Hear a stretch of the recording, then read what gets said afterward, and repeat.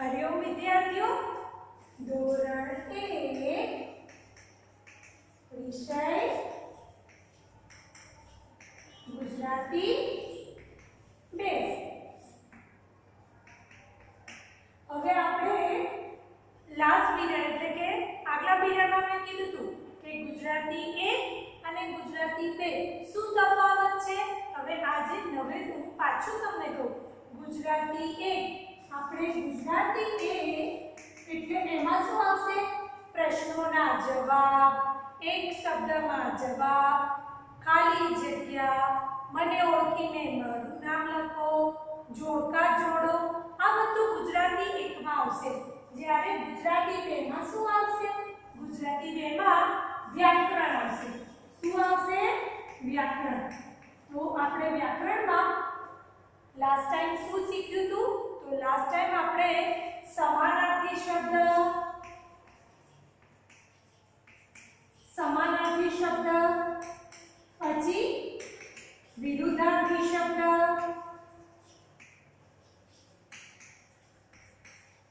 અને શું જોયું હતું?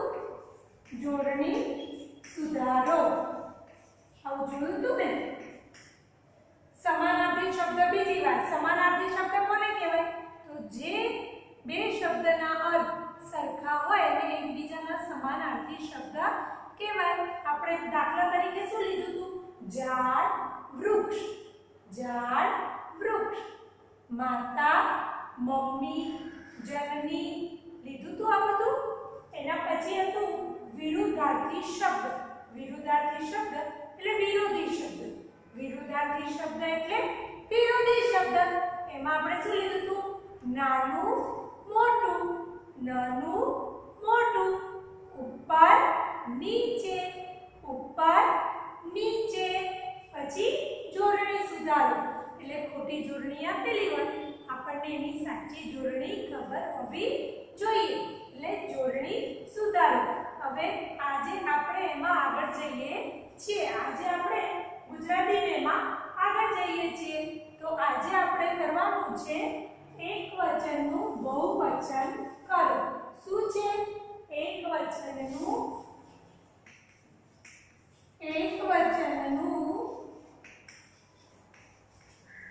બહુવચન કરો અથવા લખો। હવે ભાઈ આ એકવચન ને બહુવચન તમને અઘરા શબ્દ લાગે છે? બિલકુલ નહીં। એકવચનનું બહુવચન કરો એટલે એમાં શું આવે? આપણે જો દાખલા તરીકે એક જ વસ્તુ હોય, એક જ વસ્તુ હોય એટલે શું કહેવાય? એક, હે? જ્યારે એકથી વધારે હોય, જ્યારે એકથી વધારે હોય તો આપણે શું કહીએ છીએ? 2, 3, તો એ એકથી વધારે થઈ, એકથી વધારે એટલે બહુ થયું। એક હોય તો એકવચન, જેમ કે આ શું છે? ચોક, એક છે, જ્યારે આ બે શું છે? 2 ચોક છે બે। હવે આ એક શું છે? એક આંગળી, એક શું છે? એક આંગળી, જ્યારે આ કેટલી આંગળી છે? 2 આંગળી, કેટલી આંગળી છે? તો આપણે શું કહીશું? આંગળીઓ। શું કહીશું? આંગળીઓ કહીશું। એવું ખબર પડી? એકવચન, બહુવચન, એકવચન, બહુવચન, જેમ કે જુઓ અહીં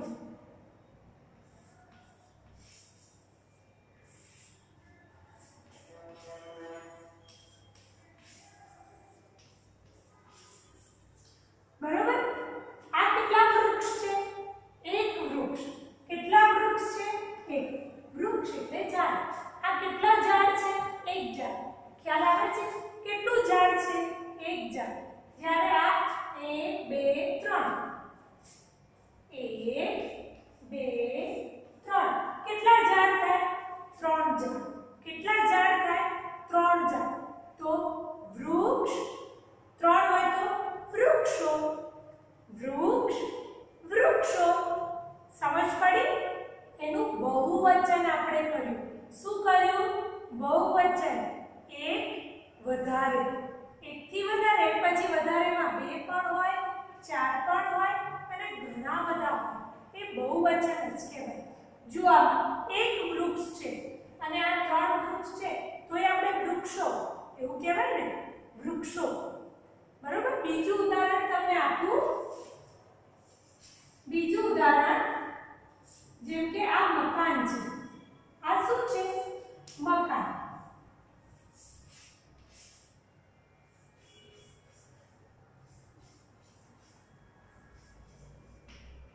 બરોબર. આ એક મકાન છે તો આપણે શું કહીશું? મકાન. એક મકાન છે.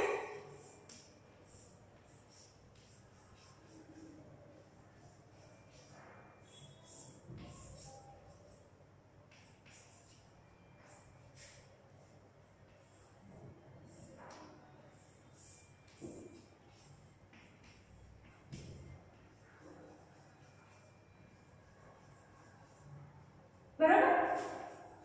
આ શું છે? ઘર. એક મકાન છે. કેટલું છે? એક. એક વચન એક જ છે એટલે એક વચન. પણ આ કેટલા છે મકાન? બે મકાન છે. કેટલા છે? બે મકાન. એક બે. એક બે મકાન. બે મકાન છે તો આપણે શું કહીશું? બહુવચન. શું કહીશું? બહુવચન. સમજણ પડી? એક વચન બહુવચન. કેવી રીતે ખબર પડી? કેવી રીતે? એક હોય તો એક વચન, બહુ હોય તો બહુવચન. સમજણ પડી કઈ રીતે એક વચન બહુવચન? એટલે આપણે જેમ જેમ પાઠ આગળ જઈશું પાઠમાં આવશે, પાઠમાં રિલેટેડ કોઈ શબ્દ આવશે ગમે તેના.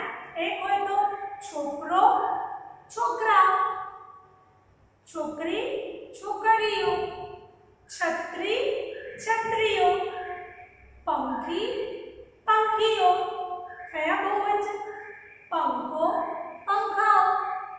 થયા ને બહુવચન? થાય છે બહુવચન. એટલે આને કહેવાય એક વચનનું બહુવચન કરવું. જુઓ મેં તમને ઉદાહરણ આપીને સમજાવ્યું. હવે આપણે કરીએ.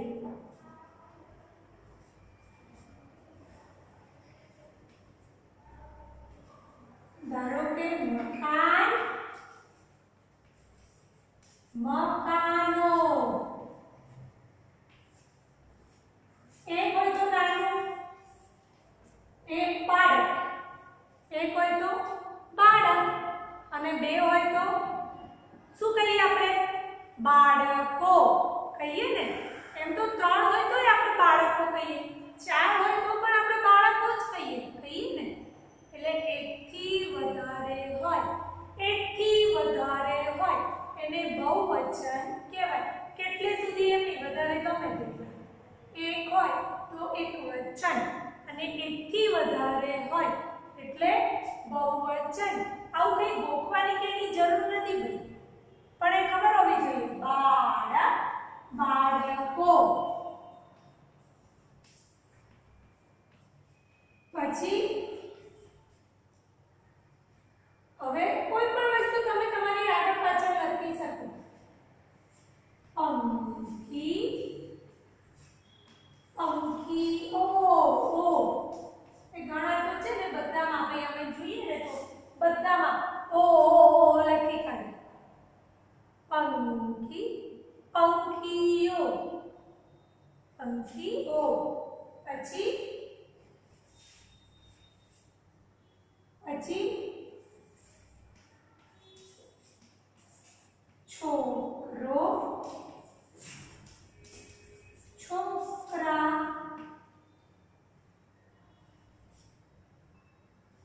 છોકરો છોકરા. હોય સ્કૂલ સ્કૂલો. પણ સ્કૂલ તો ઇંગ્લિશ શબ્દ છે ભાઈ. પણ શાળા શાળાઓ, શાળા શાળાઓ. પછી ઇંગ્લિશ શબ્દનો સ્કૂલ સ્કૂલો ના થાય. સ્કૂલ ઇંગ્લિશ શબ્દ છે એટલે સ્કૂલો ના થાય. પણ હા શાળા શાળાઓ એવું થાય. બરોબર. જામફળ જામફળો, સફરજન સફરજનો.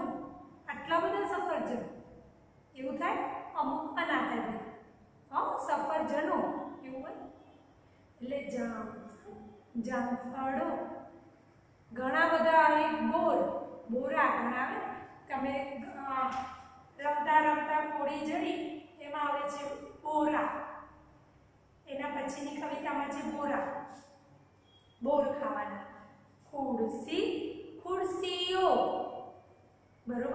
ખુરશી, ખુરશીઓ. એવી રીતે એકવચનનું બહુવચન થાય. પાંદડું. જુઓ ભાઈ,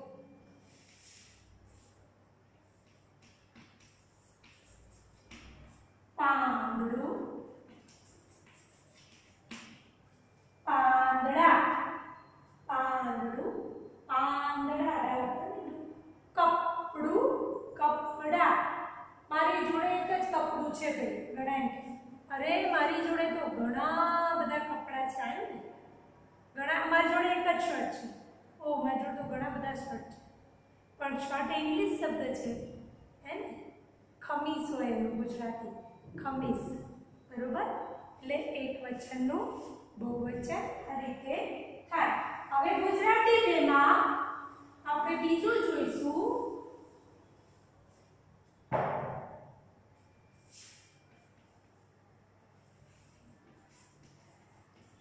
જાતિ બદલો. આ પણ ઈઝી છે ભાઈ. જાતિ બદલો. ગુજરાતી બેમાં જ આપણે બીજી વાર જોઈશું. જાતિ બદલો. ગુજરાતી બેમાં જાતિ બદલો. તો હવે જાતિ બદલો એટલે એમાં શું આવે? એ પણ એકદમ ઈઝી. જેમ કે છોકરાઓ અલગ જાતિના છે, છોકરીઓ અલગ જાતિ. બેવની જાતિ અલગ અલગ છે ને. છોકરો, છોકરી, માતા, પિતા. સમજણ પડી? કાકા, કાકી, મામા, મામી. જાતિ બદલી આપણે, લિંગ બદલી. પુરુષ, સ્ત્રીલિંગ. પુરુષ અને સ્ત્રીલિંગ એને કહેવાય જાતિ બદલો. સમજણ પડી? પુરુષ અને સ્ત્રીલિંગ અલગ અલગ એને કહેવાય જાતિ બદલો. તો એ તો એકદમ ઈઝી છે. જાતિ બદલોમાં સ્ત્રીલિંગ આપી હોય તો પુલ્લિંગ કરવાની, પુરુષલિંગ ના આવે, પુલ્લિંગ. પુલ્લિંગ કરવાની, પુલ્લિંગ આપી હોય તો સ્ત્રીલિંગ કરવાની. બરોબર? આપણે હમણાં તો આ બે જાતિ બદલવાની આવે છે. એમ કે શું કહેવાય? માતા, પિતા. પણ તમને ઈઝી કરવું પડશે સમજવામાં. કાકા, કાકી. બરોબર? કાકા, કાકી, મામા, મામી, દાદા, દાદી, નાના, નાની, માસા, માસી. બરોબર? આ રીતે આપણે ગુજરાતી બેમાં ભણવાનું આવે છે.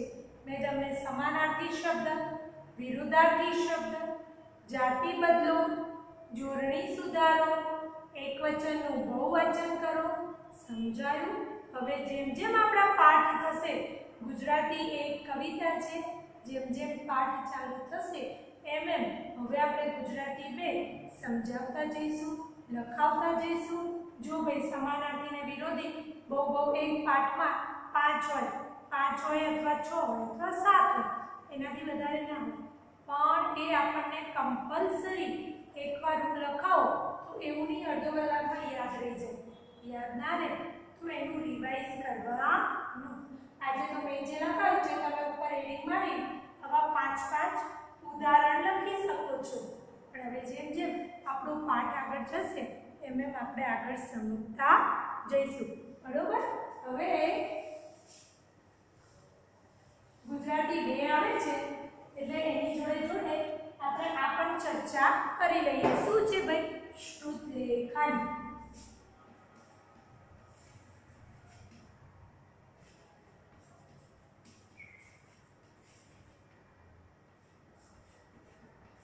અનુલેખન. શ્રુતલેખન અને શ્રુલેખન છે. અનુલેખન રાખવાનું.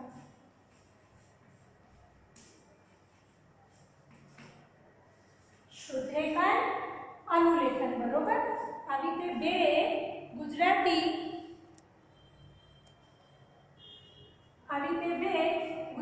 બેમાં આવે છે. શ્રુત લેખન એટલે શું? શ્રુત લેખન એટલે શું? તો શ્રુત લેખનમાં જેમ ગણિતમાં મૌખિક પર અંક બોલી અને ફલાખા લખીએ છીએ એમ ગુજરાતીમાં હું મૌખિક શબ્દ બોલીશ અને તમારે લખવાના. જેમ કે હું કહું લખો ગરમ, એટલે તમે તમારી નોટમાં લખો ગરમ. મેં બોર્ડ ઉપર લખ્યું નથી પણ તમે મૌખિક લખ્યું તો ગરમ. પછી જાતે ચેક કરવાનું અથવા મમ્મીને ચેક કરવા આપવાનું. આમ તો સ્કૂલમાં હોય એટલે અમે ચેક કરીએ પણ અત્યારે તમારે મમ્મીને ચેક કરવા આપવાનું. એને શ્રુત લેખન કહેવાય. એને શું કહેવાય? શ્રુત લેખન. શું કહેવાય? શ્રુત લેખન. હવે સાંભળો, શ્રુત લેખનમાં અત્યારે હવે તમને દરરોજ શબ્દ આવે છે, બરોબર? તમારી જોડે સિનિયરની કોઈ બુક હોય જૂની ગુજરાતીમાં તો મમ્મીને કહેવાનું દરરોજ 10 શબ્દ શ્રુત લેખનના કરાવે. તો એ બાને આપણું વાંચવાનું લખવાનું એટલે કે અક્ષર પણ સુધરશે. એટલે શ્રુત લેખન. પછી છે અનુલેખન. એટલે અનુલેખનમાં કેવું હોય? શ્રુત લેખનમાં મૌખિક કોઈ બોલે ને તમારે લખવાનું અને અનુલેખનમાં તમારે જોઈ સારા અક્ષરે લખવાનું. જેમ કે આપશે વર્કશીટમાં નીચેના વાક્યો અથવા શબ્દ સારા અક્ષરે લખો, બરોબર? તો એ અનુલેખન કહેવાય, બરોબર? શ્રુત લેખન, અનુલેખન ને પછી આવશે ઉખાણા. શું આવશે?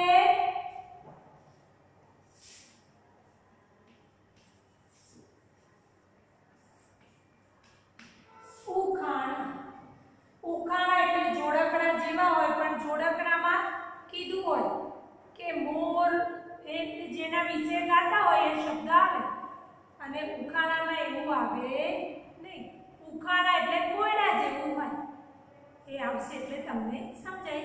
પણ અત્યારે એક સાથે આટલું બધું જોઈને ગભરાઈ જવાની જરૂર નથી. જેમ જેમ આવશે તેમ આપણે સમજતા જઈશું. પણ દરરોજનું લખશો તો આવડશે, બરોબર? હવે મેં તમને લાસ્ટ ટાઈમ કીધું હતું કે ગાય વિશે આપણે 5 વાક્ય લખવાના છે. તો આજે બીજી વાર કહું છું કે આજે આપણે પોપટ વિશે 5 વાક્ય લખીશું, બરોબર?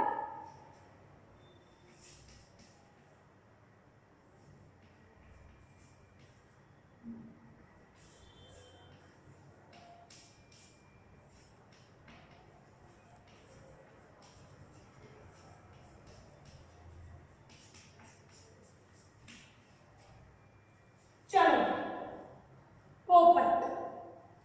તો પોપટ શું છે? તો પ્રાણી છે કે પક્ષી? પક્ષી. પોપટે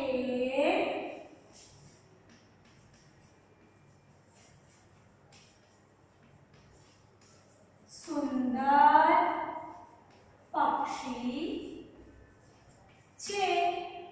પછી સરસ. તમે જવાબ બોલો છો ને? મને ખ્યાલ છે જ, એને સંભળાતું નથી પણ પોપટ વિશે તો આવડે. પોપટનો રંગ લીલો હોય છે.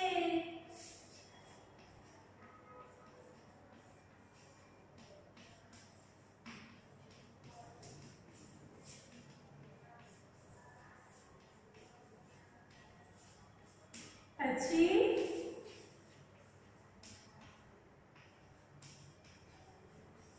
પોપટની ચાંચ લાલ છે.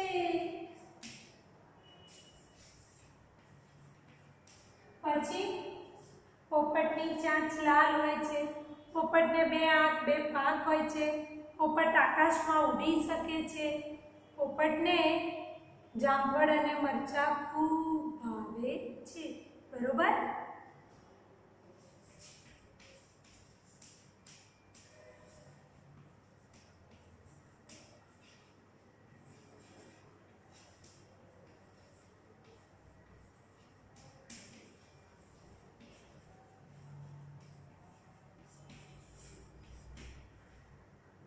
બરોબર?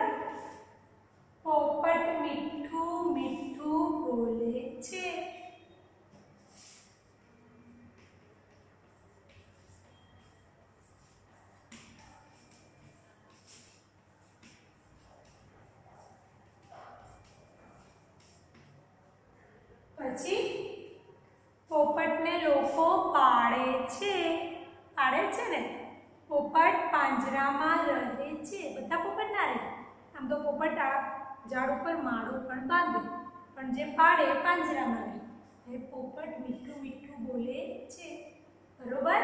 આ તો 7-8 વાક્ય થઈ ગયા। તમારે દરરોજ 2-3 દિવસે એકવાર કોઈના વિશે આવી રીતે 5 વાક્ય લખવાના। હવે વાક્ય લખો છો એટલે એક શબ્દ એ પણ સમજાઈ દો। જો આ વાક્યમાં મેં વચ્ચે જગ્યા છોડી છે એટલે વાક્ય લખો એટલે, બરોબર। વાક્ય લખો એટલે બે શબ્દ વચ્ચે જગ્યા છોડવાની। શબ્દ, આ શબ્દ છે પોપટ, એક આખો શબ્દ છે અને એની નીચે વચ્ચે જગ્યા, પછી એક આખો શબ્દ છે। પોપટ એક સુંદર પક્ષી છે। ફરી સમજાય? બે શબ્દ વચ્ચે જગ્યા છોડીને લખીએ ત્યારે વાક્ય બને અને વાક્ય પૂરું થાય એટલે પૂર્ણ વિરામ। વાક્ય પૂરું થાય એટલે પૂર્ણ વિરામ, બરોબર। એકવાર લખી દો આ શાંતિથી, એટલે હું રફ કરી દઉં, બરોબર।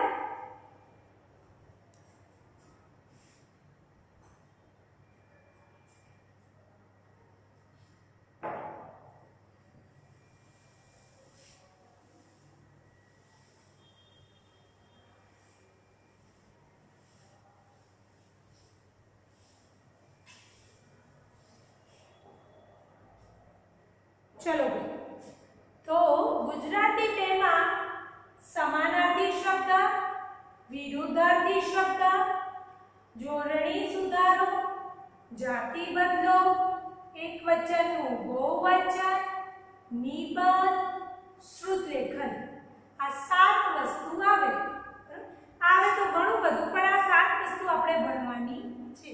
दरेक जेम जेम जेम जेम पाठ जशे एम एम आपणे एक एक वस्तु करता जईशुं। लास्ट એટલે કે ગયા પીરિયડમાં ગુજરાતી 2 માં મેં તમને ગાય વિશે 5 વાક્ય લખાયા હતા। આ પીરિયડમાં મેં પોપટ વિશે 5 વાક્ય લખ્યા। તો તમારે ઘરે મોર વિશે 5 વાક્ય લખવાના, બરોબર। મોર વિશે લખી શકશો ને? મોર વિશે કે ભાઈ મોર એક સુંદર પક્ષી છે। મેં લાસ્ટ ટાઈમે કીધું હતું, એના 5 વાક્ય મેં તમને સમજાયા હતા, પણ બીજી વાર સમજાવું છું કે મોર એક સુંદર પક્ષી છે। મોર ચોમાસાની ઋતુમાં કળા કરીને નાચે છે। મોરને લાંબા પીછા હોય છે, લાંબા અને રંગબેરંગી પીછા હોય છે, બરોબર। ખાલી લાંબા પીછા ના, મોરને લાંબા અને રંગબેરંગી પીછા હોય છે। मोर टेवुक टेवुक बोले छे।